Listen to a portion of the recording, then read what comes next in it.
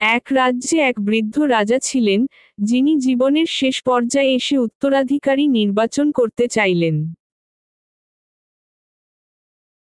তিনি রাজ্যের তরুণদের ডেকে বললেন, প্রত্যেককে আমি একটি করে বিশেষ বীজ দিচ্ছি। এই বীজ যত্ন করে রোপণ করবে। 1 বছর পর যার গাছ সবচেয়ে ভালো হবে, সেই হবে পরবর্তী রাজা। সবাই খুশি মনে বীজ নিয়ে গেল এবং যত্ন করে রোপণ করল। কিন্তু এক তরুণ অনেক যত্ন নিয়েও দেখল, তার বীজ থেকে কোনো চারা গজাচ্ছে না। সে হতাশ হলো, কিন্তু হাল ছাড়ল না।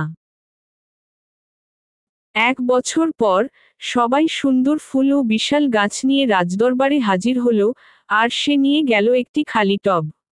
রাজা সব গাছ দেখলেন, তারপর খালি টব নিয়ে আসা তরুণকে ডাকলেন। সবাই অবাক হয়ে গেল। রাজা বললেন, তুমিই হবে পরবর্তী রাজা।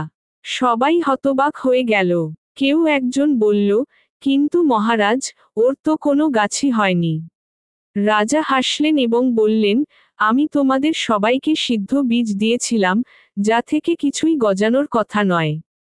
কিন্তু তোমরা সবাই অন্য জায়গা থেকে বীজ এনে চারা বানিয়েছ। কেবল এই তরুণ সত্যের পথে থেকেছে এবং নিজের ব্যর্থতা স্বীকার করেছে। একজন সত্যবাদী ও নীতিবান শাসকেরই আমাদের প্রয়োজন। শিক্ষা, সততা ও ন্যায়নিষ্ঠাই জীবনের সবচেয়ে বড় গুণ। Honesty is the best policy.